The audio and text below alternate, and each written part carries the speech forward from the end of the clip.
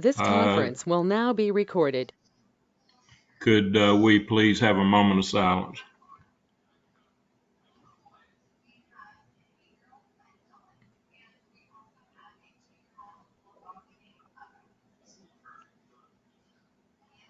Okay, Scott, if we can put up the flag. Okay, Sarah, if you could put that up. There we go. All right. Do we have a pledge of allegiance? I pledge allegiance to the flag of the United States of America and to the republic for which it stands, one nation, under God, indivisible, with liberty and justice for all. All right, we have a program today on economic development in the isothermal region. Scott, could we introduce the people that are presenting this and tell a little bit about them? Sure. Thank you, Mr. Chairman.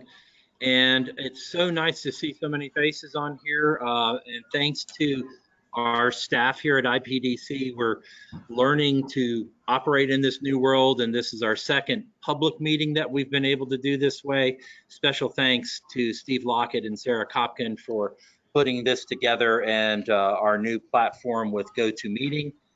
I appreciate all the work that they've done. Today's program is economic development in the isothermal region, and we're going to hear from a series of folks about where we are and where we're going with regards to economic development from a regional perspective.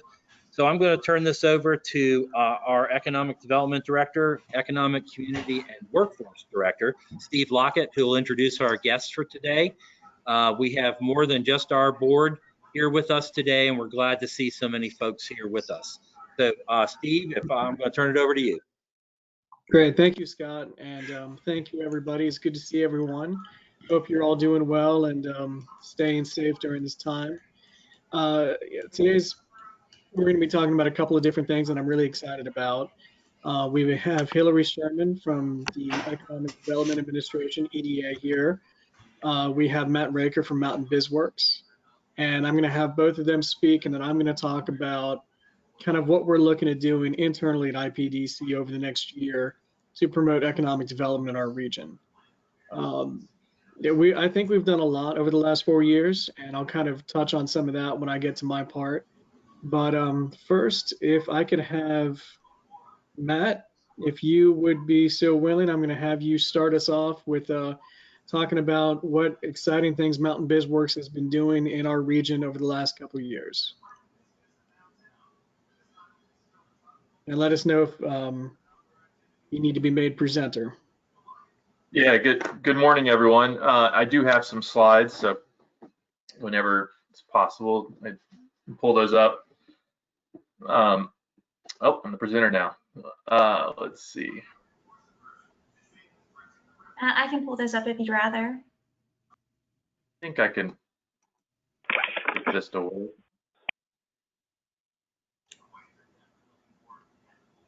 Yeah, 1 second.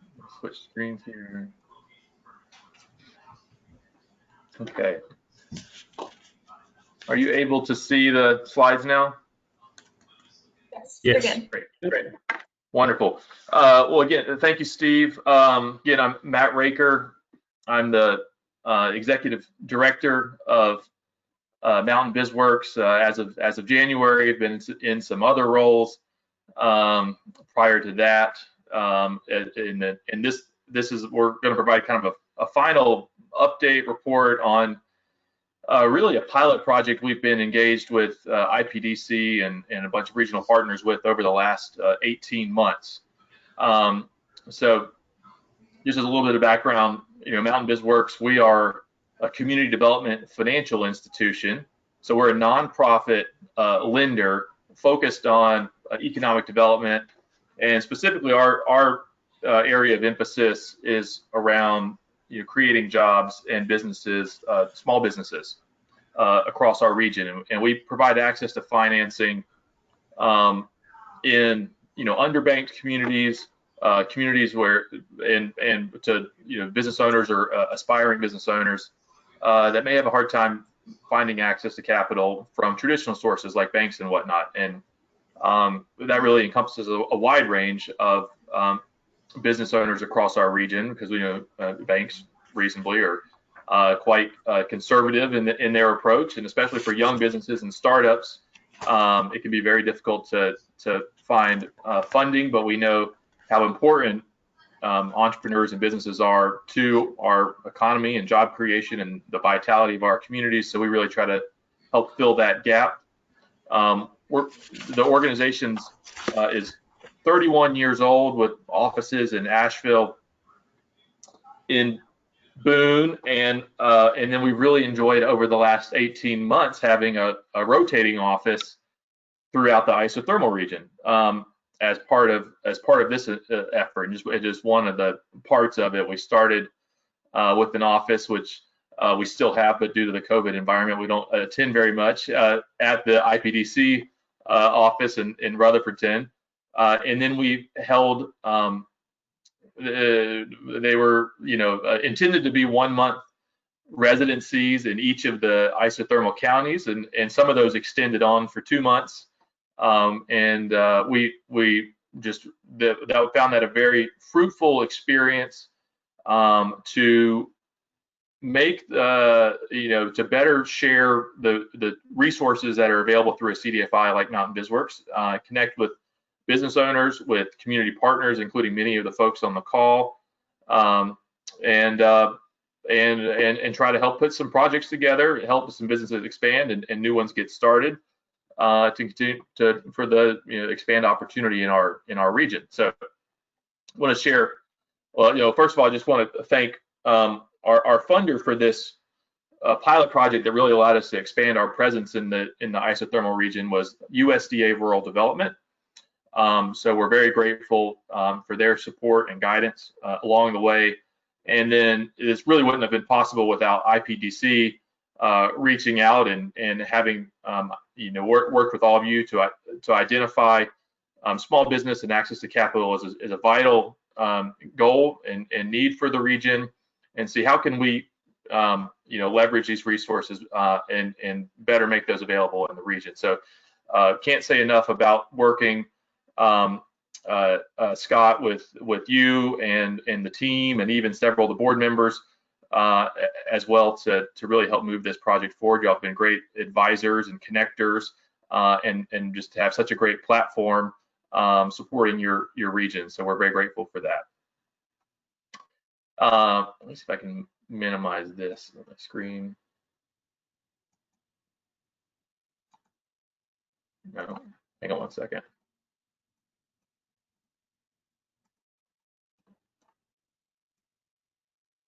Okay, sorry, I had to move one of the overlays off. So here you can see on the right some of our goals and what we actually were able to realize through this project in terms of some of the impacts, the economic impacts. And you'll see that really we're pleased that frankly, going in, we weren't that sure what the level of demand for our services and for small business access to capital would be, but it was quite robust, exceeded our expectations. And then we'll see here in a second some of the real jump up has been in the last few months as we've been delivering relief related to the coronavirus. But very, very, very strong. And we're very encouraged by the prospects of continuing to have a strong presence in the isothermal region. We, in addition to doing the pop-up offices and the residencies in each county, we delivered a number of courses, worked very closely with the small business centers, which were terrific. And y'all are lucky to have 3 great small business centers at your community colleges in your region. Each of which we enjoyed working with. And so we delivered a number of courses, a number of kind of targeted workshops around some of the gaps that were identified. You can see here a picture of one of our foundations course graduations that was held in Cleveland County. And we did several of those throughout the region. So that was Foundations is our kind of introduction to business planning course, which is just one of the courses we did in the region. And we were pleased that those were delivered by existing small business owners who were based in the isothermal region. So we were able to bring on new facilitators. So we've got this capacity now to continue to deliver these programs to support aspiring entrepreneurs going forward with people that are based in the communities that they're teaching in. A couple of examples of some of the projects we were able to support. Plum Naturals, which is an independent grocer, 40-year-old business in just outside of in Forest City, and we were able to provide technical assistance to this and financing to help with a business transition. And this is an increasingly important part of our, as we've grown our local economy up and our small business community. When business owners are ready to retire or move on, being able to also be able to support the retention of those businesses by helping them find or transition those to future owners is quite important. So we're pleased to be able to play a role in this project and others like that in the region. And then another example is Jaybird's Deli and Ales in Shelby, downtown Shelby. Terrific cafe, tap room, craft bottle shop. So we're able to support their continued expansion there. Another cafe, Wakey Monkey Cafe, a new startup cafe in Saluda. Really, really terrific operation there. If you haven't got a chance to go visit Wakey Monkey, we highly encourage you do that. We're able to help them get started, a startup loan, provide technical assistance around their business plan, and then have also provided some PPP, Paycheck Protection Program financing for them during the coronavirus time. And then we'll move to, I want to show a quick video. We're going to test our tech skills here from Marion, because there were, Marion is a great, just I think, model for all of North Carolina for a small community and how they're supporting small business. And we've just been so pleased to be able to be a part of working with several of the businesses and the Marion Business Association and the Town of Marion and the Chamber and so many of the other partners in Marion and greater McDowell County as well. So let me see if I can get this to play here. Just a quick, about a 1.5-minute video.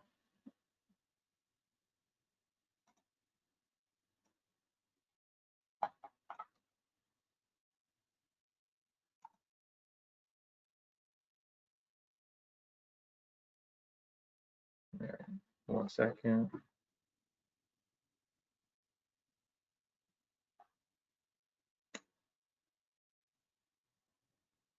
Here we go. I think it's really common for folks to walk in a store downtown Marion and be known by name. We have a lot of customers that when they come in, they're, honest to God, they're more like family than they are customers.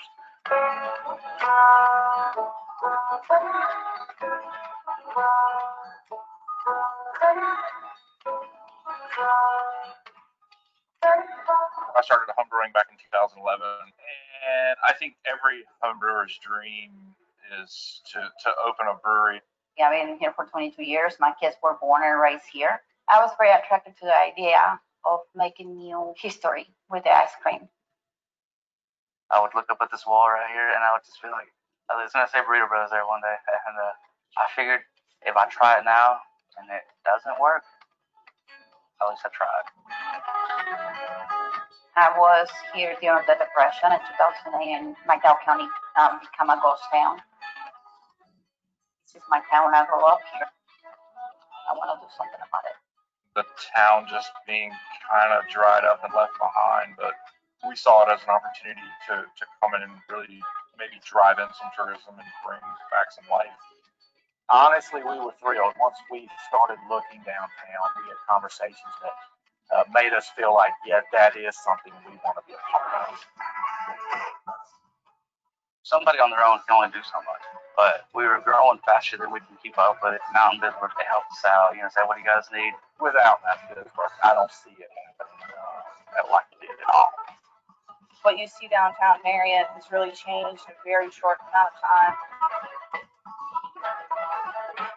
It was very challenging, but it's making our business stronger, our relationship stronger, and our traditions stronger.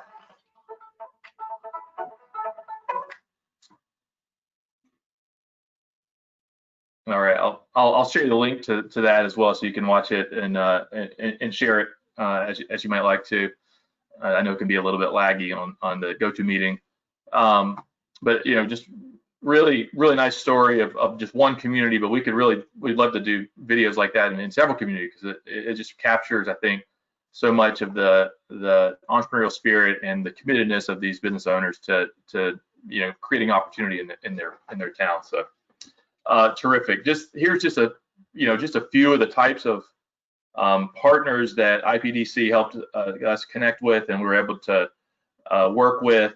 We always say it takes a village, to support a small business, and there's a variety of types of assets you need to really make a community that supports small business. And the isothermal region should be proud to have so many good entities supporting the small businesses in the area. So kudos to that, and we're seeing great things from all these partners, and are so appreciative to be able to work with and gotten to know each of them better through this partnership.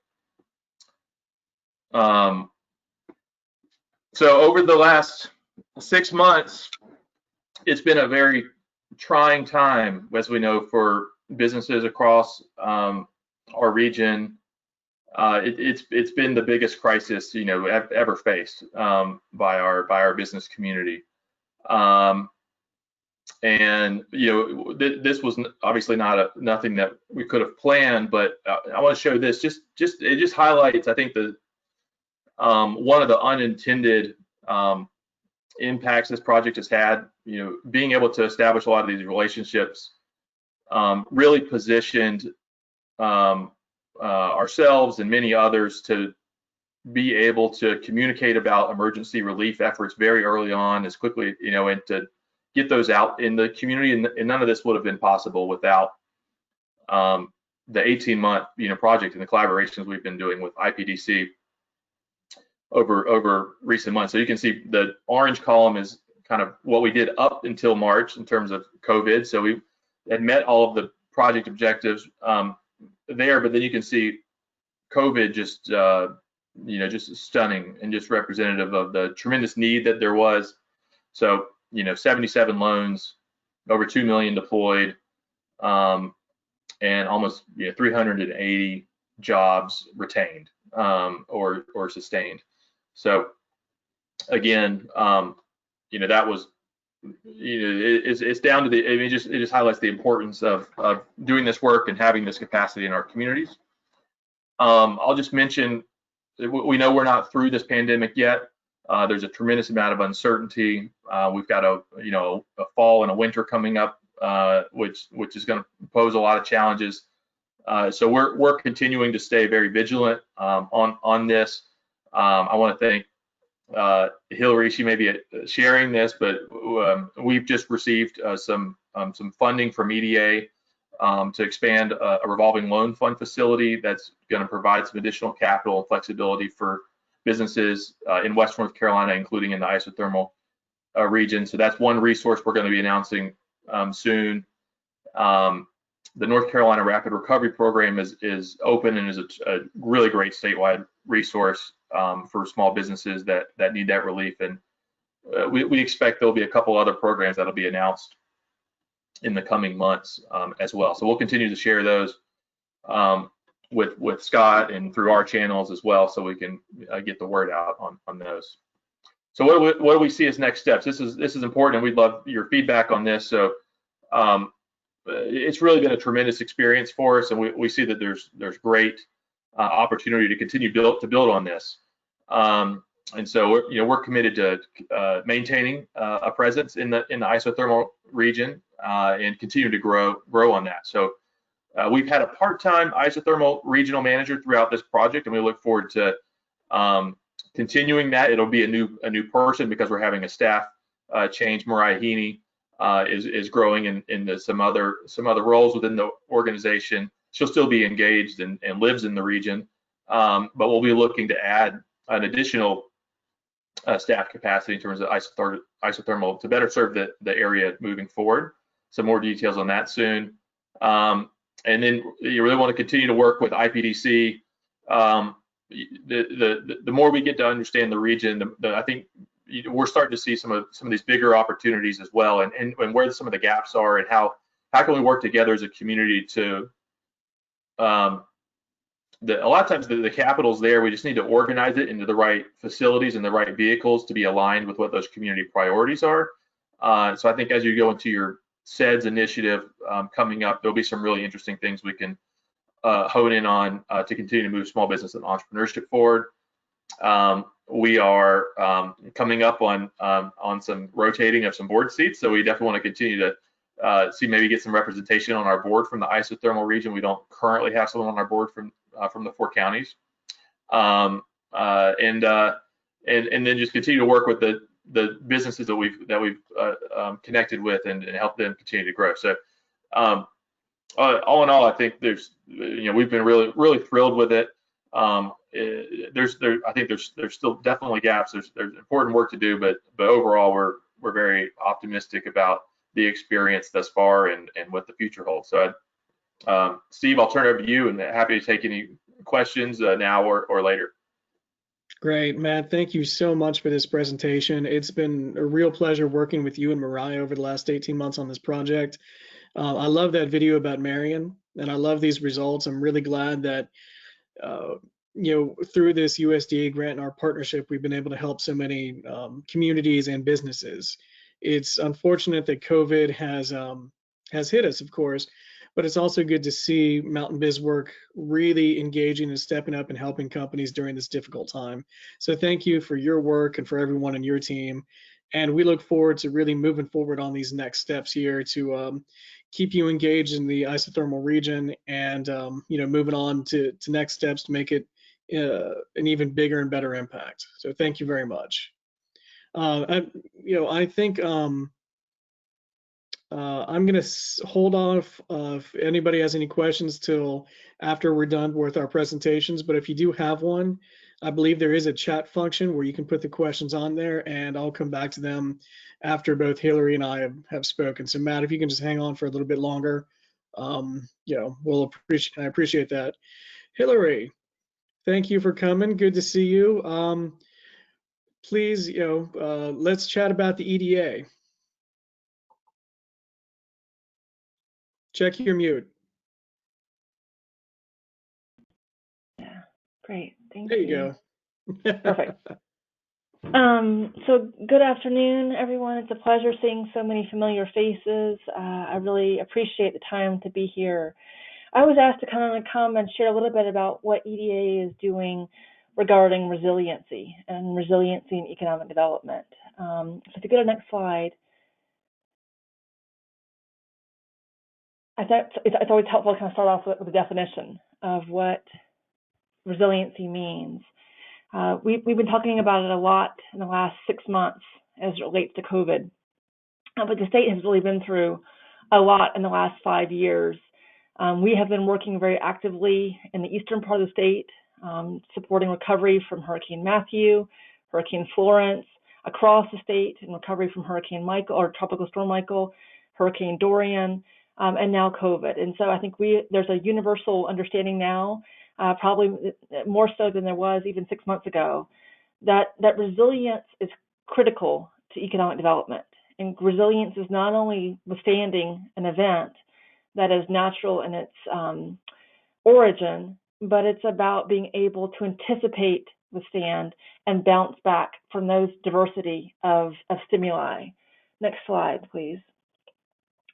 At EDA, we really see that planning and integration of various local assets is critical to building resiliency. If you think about the most resilient communities, it's those that are able to think about the intersection and coordination among capital, among workforce, among key foundational assets, among good governance, and who are able not only to think about those different efforts, but also to kind of engage those different partners. So as you think about the slide that Matt so adeptly showed in terms of the different partners across the region, it's not only that those partners exist, but it's that those partners are working together within the individual communities and across communities towards common outcomes. If you go to the next slide, we're seeing this manifest across the state in really different ways. EDA has been working with the Keenan Center of Private Enterprise at Chapel Hill, and we just have a report that's getting ready to get released regarding impacts from COVID. And one of the things that's been really interesting is to kind of dig in and see how different communities are responding to the current conditions and how that's been able to be leveraged to support resiliency. So take the town of Weaverville in the Land of Sky region, a small town, and they did a business survey that may not sound like anything novel. Many communities have been doing business survey, but it's what they did with it that was novel. They took that information and they posted it on a public-facing website. And they did it in a way to allow for the community members to really think about what are the various needs that businesses have and how can they directly engage and support those businesses in an ongoing way during the pandemic. In Beaufort County, the EDC kind of had the similar thought, which was, I need to really assess what our businesses are doing. Well, they did that assessment. They were working hand in hand with their health department, with their emergency managers, and we're hearing on an ongoing basis about the need for PPE, which we all are well aware of. Well, they went back and they really worked to help match local industries to opportunities to pivot to PPE, and did it in a really novel way. So they were even going to places like the Hackney, which is a really fine dining restaurant, and gin distillery, and helping them pivot to making hand sanitizer and distributing it to local entities as a way to help preserve jobs and also meet local needs. Durham Feast is another way I think that the communities have been trying to support resiliency in the current pandemic. And that is, I think, not only about responding, but most importantly, thinking about your existing resources in novel and new ways. So like many communities, Durham Public Schools during all of this has been facing the really critical challenge of how do you feed students in this current environment? Not only the funding for it, but the deployment of that, who's going to make the food, how do you get that out? At the same time, like many communities, they were also facing the challenge of many restaurants suffering as a result of loss of customer base and many restaurants looking at the possibility of going under. The public school system recognized the opportunity to connect those two things in partnership with meetings with their EDC and actually leveraged the CARES Act money that they had available to them to go to the restaurants, get restaurants to make meals for the school children, and then deploy that. So it helps feed the students as well as help keep restaurant workers and restaurants viable. I think one of the things that the EDA has seen time and time again is communities across the state and across the nation are responding to COVID and are responding to various natural disasters, is that the most resilient communities are able to think critically about not only what new resources can be brought to bear, but how do you coordinate and connect existing resources within your own community to maximize the ability of those resources to do the most good. If you go to the next slide, I think that really undermines the agency's EDA's philosophy on planning. It's that good coordination ultimately leads to better outcomes. And we see that the Isothermal Planning and Development Commission is already well on its way of doing that. We really respect and appreciate the Commission's integrated approach to workforce development, economic development, and how you guys have that under a single department. It allows for more synergies of programming and allows for more awareness of issues. And we see continued opportunities as the region works on a variety of planning, whether it's transportation planning, whether it's the 160D plans, whether it's comprehensive plans at the local level, or whether it's disaster recovery plans and hazard mitigation plans, making sure that to the maximum extent possible that all those planning efforts are connected and coordinated so that there's opportunities not only about funding securing, but also about best leveraging the funds that are secured. EDA is currently reviewing a package that has been submitted by Scott and Steve and the team as it relates to the Economic Development District designation. We really value the important work that the region as a whole has done in the development of the SET plan. And we would encourage continued partnership in those regional planning efforts. I don't have an announcement right now as it relates to that designation package, but it is underway, and I'm hopeful that we can have some outcomes to share with the group very soon on that. Next slide, please. So EDA, many of you know, we do three primary things. The first one, as was kind of alluded to earlier, is we provide grant funding. The other two pieces are, I think, just as important, and that is we provide support for the development of regional plans. We call them CEDs, Comprehensive Economic Development Plans, and we provide technical assistance. So I'm going to spend just a few minutes talking about our grant programs because I want to make sure that as you are working on economic development in your respective regions, that everybody walks away from this meeting aware of what EDA can and can't do. So if you go to the next slide, please. EDA has a number of grant programs.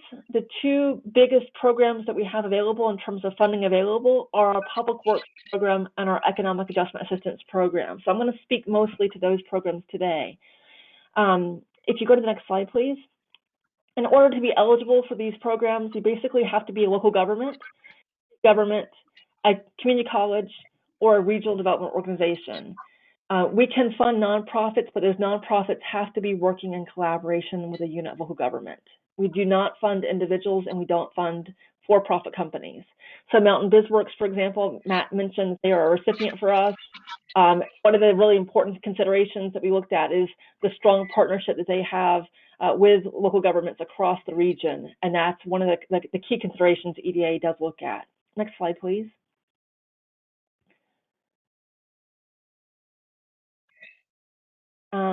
In order to be eligible for EDA funding, there is statutory requirements on eligibility as defined by distress. So a community must meet essentially per capita income, unemployment, or special need.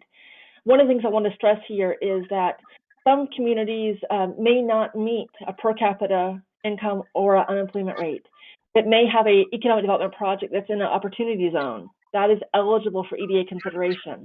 Or maybe it's a region that's been declared a disaster region, which right now every region because of COVID, or if you're in a community that has been impacted because of Tropical Storm Michael, which two of the counties in the area have been, and your project is going to help support economic recovery from that.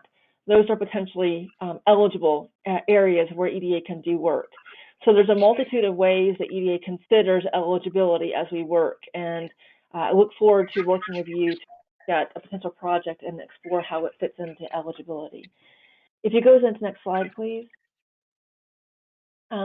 Basically, EDA has a number of investment priorities. The bulk of what we fund is either construction or non-construction. That's kind of the two most common categories, the construction being publicly owned assets that will support job creation in some way. So most often it's going to be water or sewer lines, it's going to be workforce development projects, it's going to be water tanks. It's going to be inland port investments. It's going to be community college investments. It's going to be, road improvements. Rail spurs are really common. Or it's going to be technical planning projects. It can be capital provision, as such, like we supported Mountain BizWorks, or it can be things like supply chain analysis, highest and best use analysis, regional coordination, or opportunity zone analysis. We also have a number of investment priorities, and these are basically federal investment priorities that guide how the review committee looks at where funding can go. So these include things like workforce development, exports, so any investment that's supporting a company that's going to be exporting, or a company that's going to represent foreign direct investment. Any project that's in an opportunity zone or that's benefiting an opportunity zone, or any project that's supporting critical infrastructure and economic recovery are critical investment priorities. If you go on to the next slide.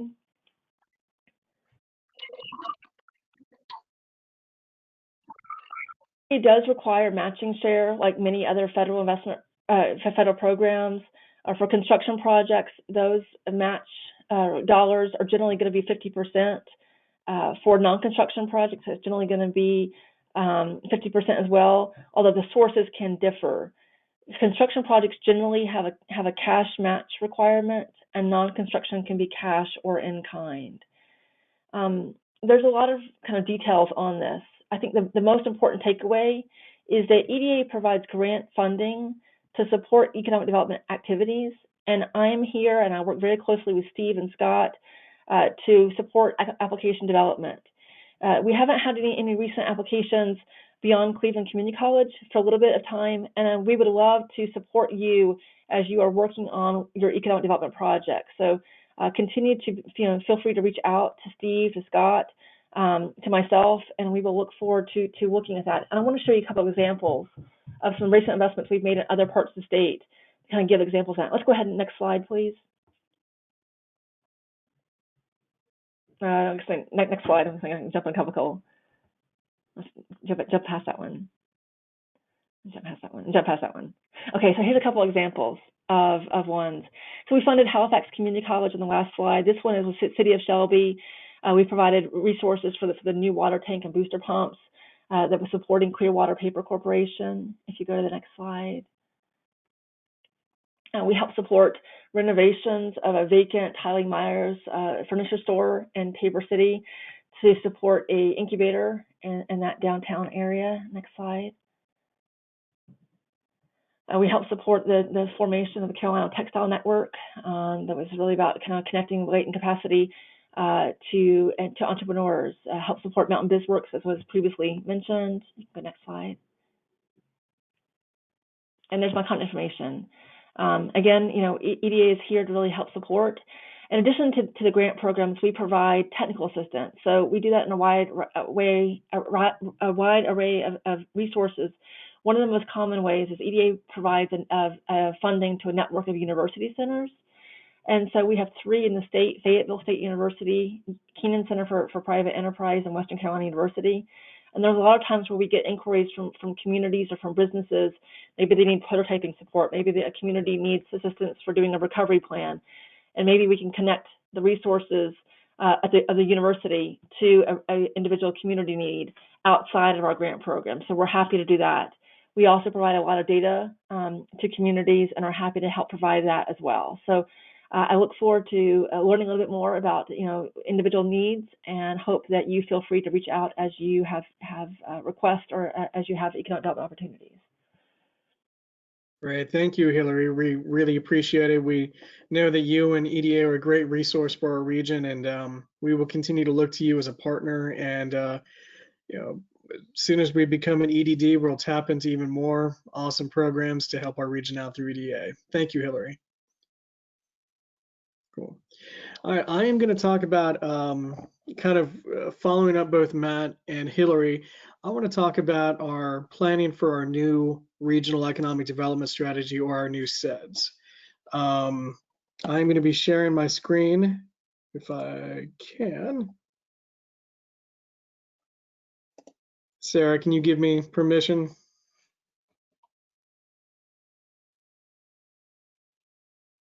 Awesome. Just 1 second.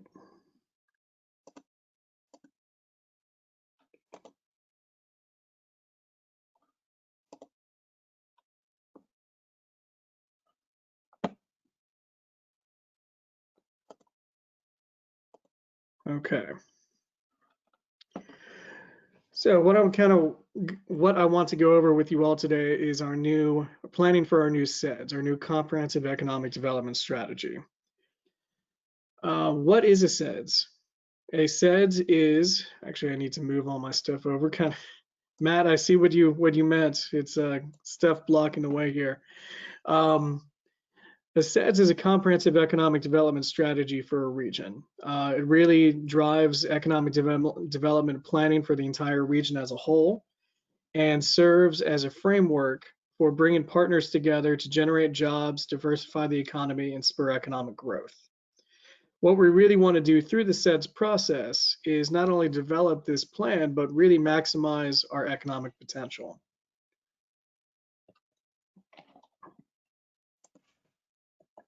There you go.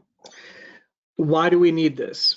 Well, as we become an EDD, or as Hillary mentioned, our application is in Atlanta right now being processed, and we will become an economic development district. We're the last region in the state to become one, but we're looking forward to having that finally done.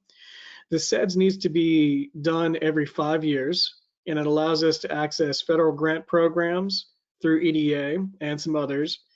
And it really allows us to use a process to identify locally grown strategies to improve economic outcomes. What we have now was developed or finished up in 2016 through the USDA Set 5 plan. What we came about with and what we've been using since that time is our isothermal regional economic development strategy. This is a counterpart to SEDS and is what we used for our EDD application to EDA. It works in much the same regards as the SEDS, it just was a different process of getting there. As you can see, we went through a whole process or finished up in 2016, going over the challenges, opportunities, and strategies and goals that we developed for our 4-county region. This plan has served us pretty well and has really kind of been the basis for a lot of the work that we've done here at IPDC and each of our departments over the last couple of years. But now it's really time to plan for the new one. As I said, 2016 is when the Set 5 plan was done, so it's getting near the end of its lifetime. And Scott and I, we sat down and talked about this, and we thought that as we transition to becoming an EDD, we really need to have a new SEDS process. We've learned a lot over the last 4 years. We've really built up our capabilities within our department over the last 4 years. And now's really the time to look forward to developing a brand new SEDS with all of your help. As we get through this, or as we're planning for this, this is my goal for what we want to accomplish and how to go through this process. Me and my team internally at IPDC, we're going to use the remainder of 2020 to do a good analysis of the existing plan, see what we've accomplished, and see, maybe what we didn't get fully fulfilled like we wanted to. We also want to develop a timeline for doing the SEDS process. This can take quite a bit of time, in terms of months, and some places even take up to a year. We want to really plan out for how we're going to accomplish this in 2021 and really lay out a good timeline for doing this. All of you are our partners in this. We want to reach out to all of you and see how you want to be engaged. Provide this timeline, provide an outline of the work involved. And for those of you here, and then of course all of our partners who may not be on this meeting, but we're going to be engaging a whole lot of people. And resources, there are a number of resources out there that I'm going to kind of talk about a little later that I want to share with all of you, so you can become familiar with what SEDS is and what's involved, and maybe a few examples to review. And then our goal is to really kick this off in January 2021 so that we can really get started with this in the new year. A couple of things to be thinking about for all of you on this call. Just wanted to mention a few things here under SEDS required sections. These are just the required sections. We can add more, but we definitely need to have, our usual summary background. We'll do a full SWOT analysis. It'll probably take some time. And we're going to have to figure out the dynamics of how to do a good SWOT analysis with public and partner participation during the time of COVID. So one of the things we're going to work on this fall is how do we do that properly and have that good engagement where, in a traditional sense, we'd all get in one room together. We'd, put sticky notes up about strengths, opportunities, all that stuff, and, put it all together. So we'll see what we can do with COVID, but we'll make sure it's engaging and as thorough as possible. You'll notice here that I've highlighted economic resilience, and I even stole a quick quote from Hillary's discussion just a few minutes ago. Resiliency is a huge part of SEDS. It's become a huge part of it even before COVID, and it's even more important now during the time of COVID. we're still going to be dealing with this for a while, and we're going to be dealing with the after effects of it for years to come. Building a good, resilient regional economy is critical to making us, to really strengthening our economic base in our region. And I really like this, what Hillary said, the regions and communities that have really built a resilient economy think critically and connect resources. So it's, that's a phrase that I really want to keep in mind and have everybody thinking about. COVID-19 is, of course, something that we have to face with, and we may not be doing as many in-person meetings to get this done, depending on how things go over the next 6 to 12 months. We really want to make sure that this process is as engaging and involves as many of you and as many of our partners as we possibly can. And we're going to be doing everything we can to make sure that we get everyone's input, everyone's thoughts, and that we do something that works not only as a region, but works for each of our communities individually as well. The resources I mentioned briefly were EDA. EDA has a really good website about SEDS. This is, of course, who the SEDS goes through. They have a lot of good information on their website. I will send that email or send an email around with that link. But also, I'd like to highlight NATO's SEDS Central, the National Association of Development Organizations.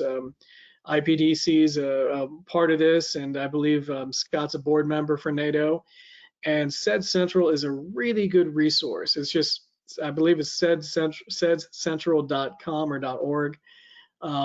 If you just want to take a look at that, it has a lot of good frameworks for what is involved in a SEDS, what's involved in the planning process, some good webinars, things like that. It's good information that we want to share to everybody on this call and to all of our partners, so that the idea of what we're trying to accomplish here isn't foreign, or it doesn't sound like it's coming out of the blue. Oops. And as I mentioned, we want everybody here and anyone that we can think of, all of our partners across the region, to be involved.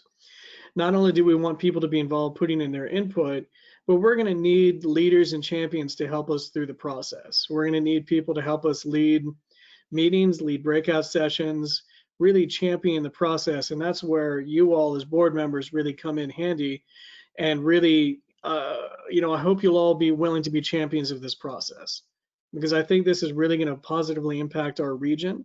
I think that we've learned a lot over the last 4 years since we did the Set 5 plan.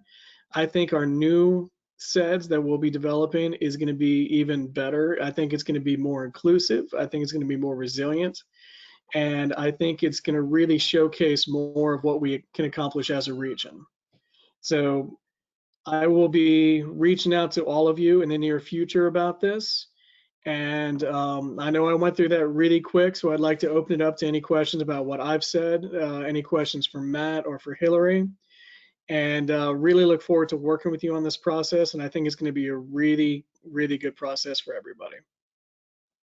Thank you. I'm going to stop sharing if I can figure that out. Oops.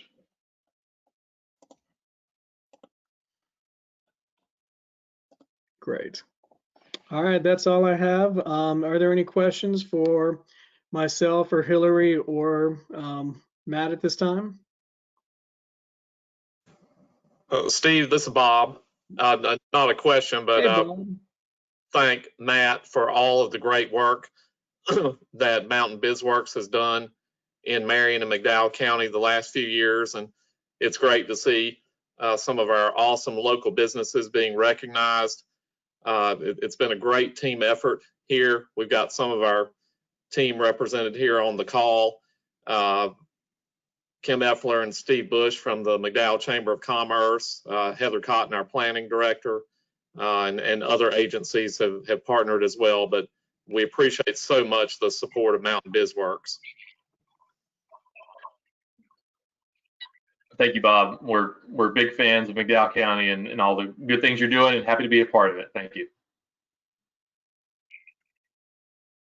Absolutely. Also, I'd like to mention that I was able to give a shout out to the Growing Entrepreneurs Marion program, GEM program, recently, a publication that's a site selection publication asked me to talk about small businesses and assisting small businesses in the region. And I mentioned Jim, and they jumped on it. And we got a little blurb, a little shout out to it. And it's FDI International.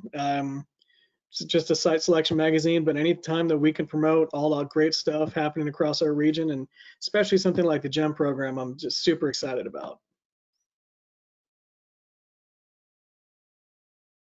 Well, if there are no more questions, I'm going to turn it back over to Scott. Thank you very much.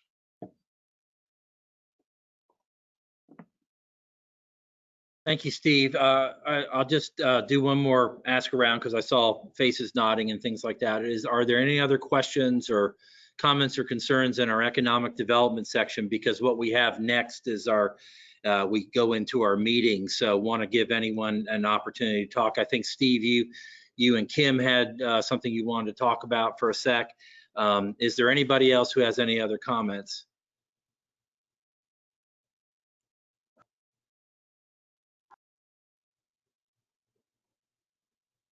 You want me to do that right now, Scott? Sure, Steve, that'd be fine. Yeah, so it's with great privilege to say thank you to IPDC for the work and the partnership, Scott, especially you, the friendship that we've come over the last couple of years. I am retiring, for those that may not know, retiring at the end of this month from the McDowell Chamber of Commerce to move into private business, thanks to Marion, our Mountain BizWorks. They have partnered with me to help me out on that venture, but super excited to be opening a business here locally in McDowell. But it gives me great pleasure, and I'll let her introduce herself, Kim Mepler, who is the incoming executive director for the McDowell Chamber.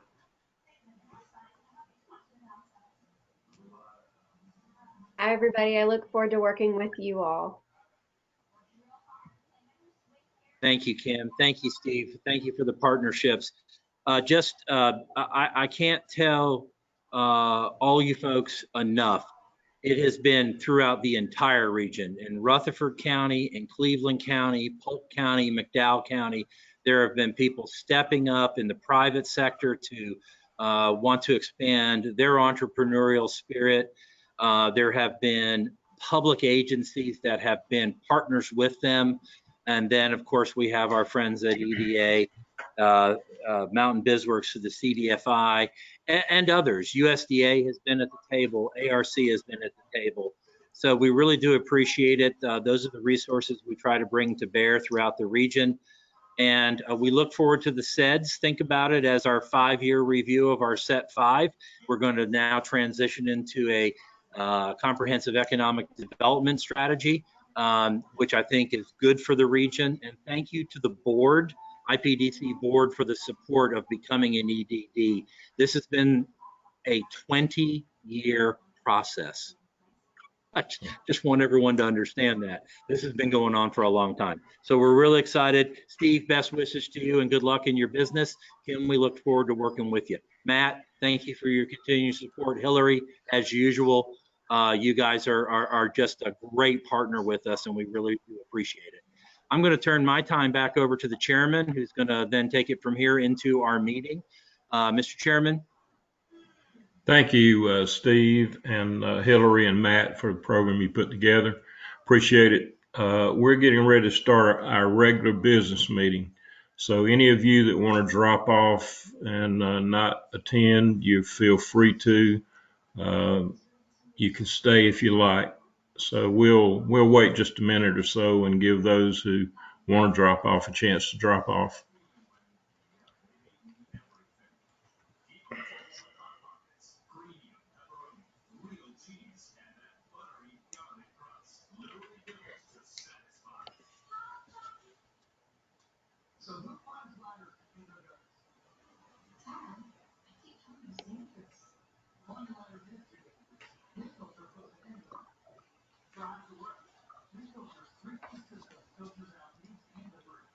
Mr. Chairman, I believe you have a quorum. You have 15 in attendance from the board.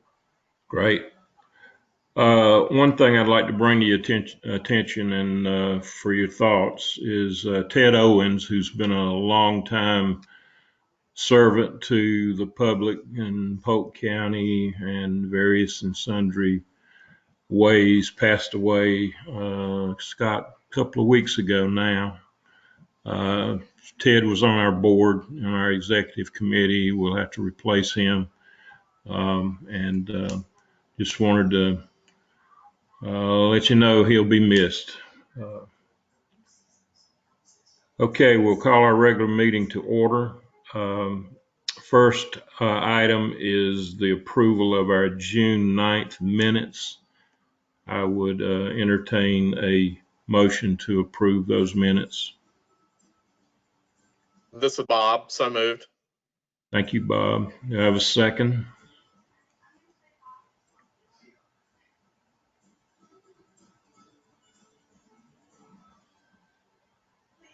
Don't all speak up at one time.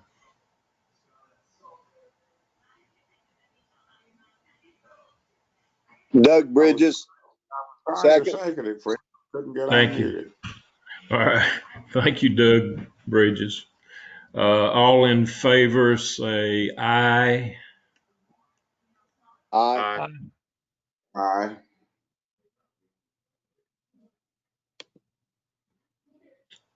Any opposed likewise?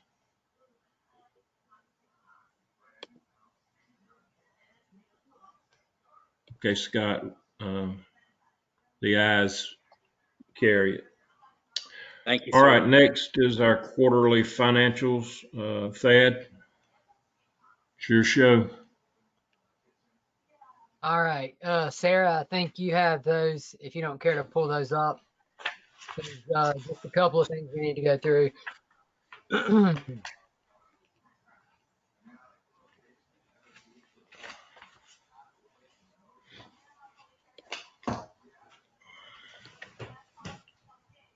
All right, so first off, we have our first budget revision of the year, and it was to recognize. You can go to that second page, Sarah. It's to recognize some aging CARES money, some Families First aging money, and then some CARES money that came in through housing. It's a total of $1.3 million that came in, bringing the budget. Sarah, if you don't care to go back one page now, it'll bring our total budget to 14.891 million. So this was all monies provided due to the coronavirus through the Families First and CARES Act. And then the third page is our financial summary. If you look on that, you would expect expenditures as of 8/12 is when this was prepared, but the expenditures you would expect them to be around 8%, and everything's within that, with the exception of local dues. You see it's a little high, but that's to be expected too because, or excuse me, local expenses, and that's because of the way that's front loaded with contracts and insurance and things of that nature. The next page is our cash graph. And if you look at it, you see current year, we're doing well compared to prior years as to where we are. This was prepared as of June 30, so I actually used those final numbers for that. And you can see, as I was saying, we're in good shape there. If there's any questions, I'll be glad to address any questions or concerns. If not, that'll be the end of my portion, and I'll turn it over to you, Chairman. Mr. Chairman. Any questions on the financials? You need a motion to approve. That first budget amendment, yes, sir, we do. Sarah, could you please go back to see what the budget amendment looks like? Right there. Yes, sir. You need a motion and a second on that, sir. Okay. I'll entertain a motion for the approval of the first budget amendment. Move approved, Max. A second, please. Sid Garrison at the second. Thank you very much. All in favor, aye. Aye.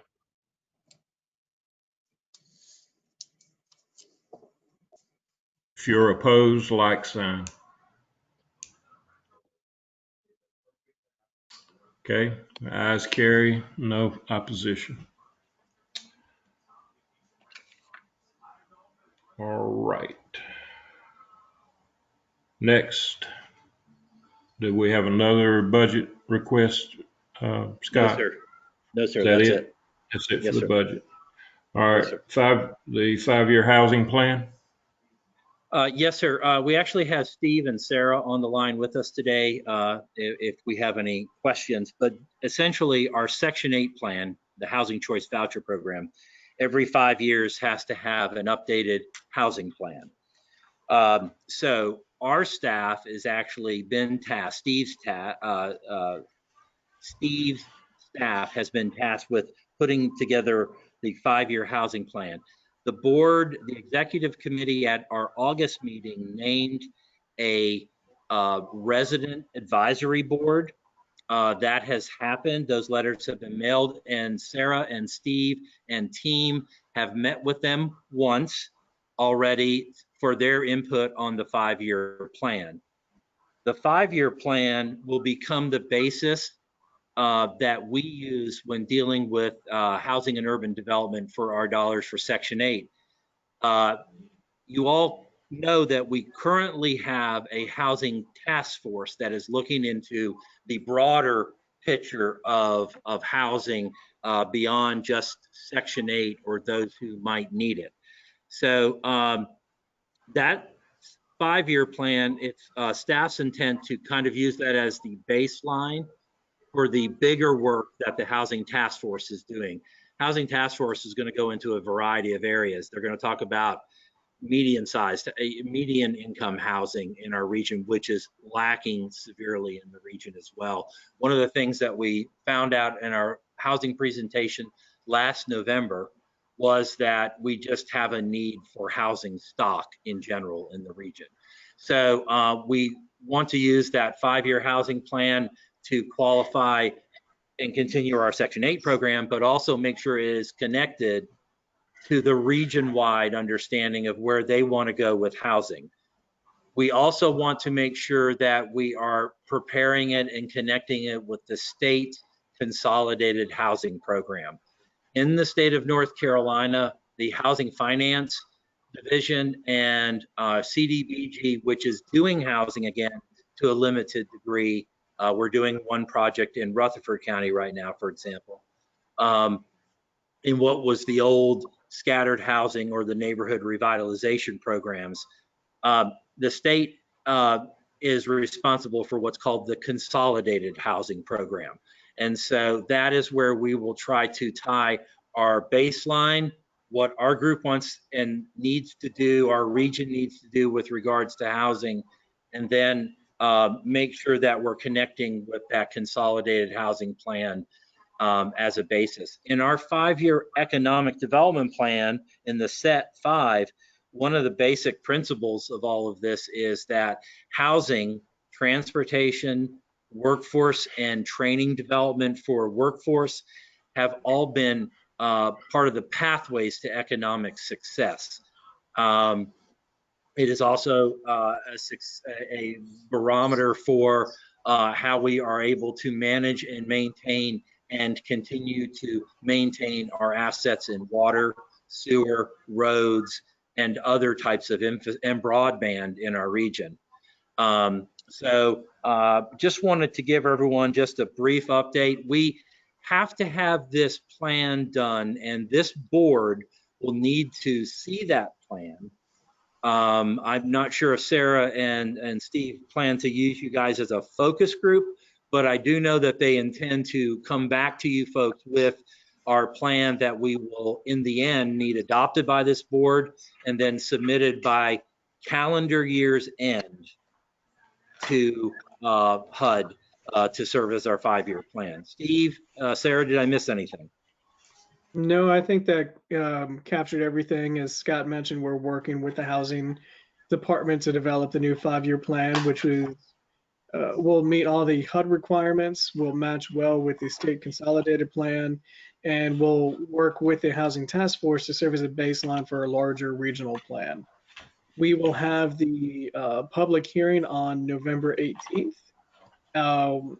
We will be sending out a public notice 45 days prior to that, letting everyone know in the region that the draft plan is available for review both online and at our office. And at that meeting on the 18th, we'll have it open to the public for any comments. We will take all that information in, make any changes necessary, and have the document ready for you all to review, I believe, at your December meeting for review and approval so that we can get this submitted by the end of the calendar year. Thank you, Steve. Any questions?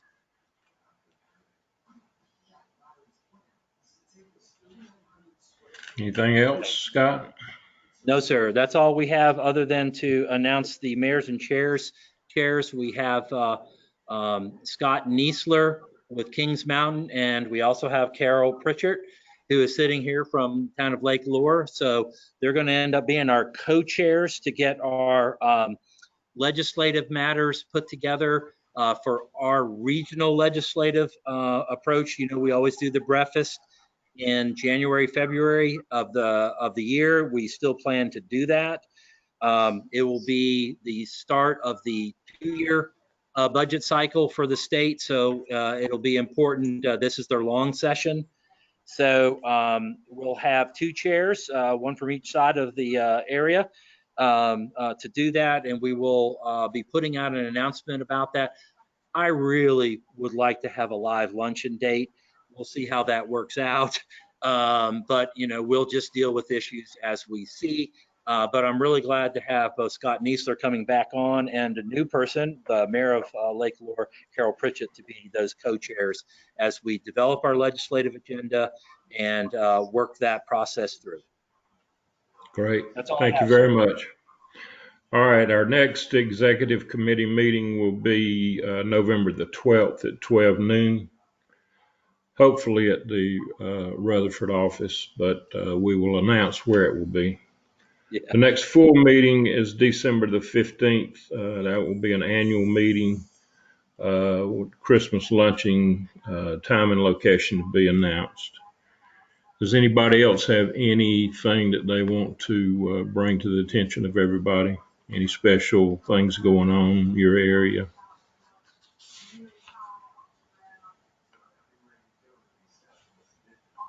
If not, I will entertain a motion to adjourn this meeting.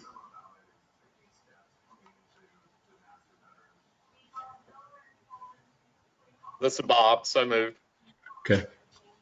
Have a second? Second, Steve. Thank you, Steve. We all in favor? We will adjourn. Thank you very much for being here. Thank you. Thanks, everyone.